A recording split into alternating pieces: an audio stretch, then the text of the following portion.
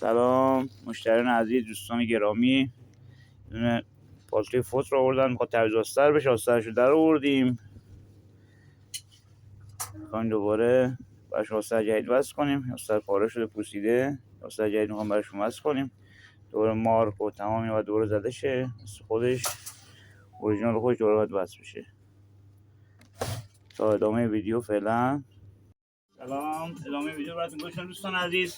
این آستر کامل عوض شد، مثل اوریژینال خودش. دوباره اضافاس وسط براشون گذاشتیم که موقع کشیدن کار اضافات میتونه باز بشه و کار کم نره، دوباره پاره نشه.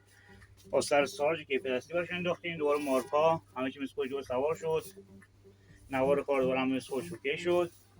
فقط یه لطف بکنم دوستان عزیز، اگر ما رو دوست دارن یه دکمه اشتراک رو الان بزنن، بعد دیدن یه دونه ویدیو یا حداقل 2 تا ویدیو یه لایک برام ما بزنن، یه اشتراک.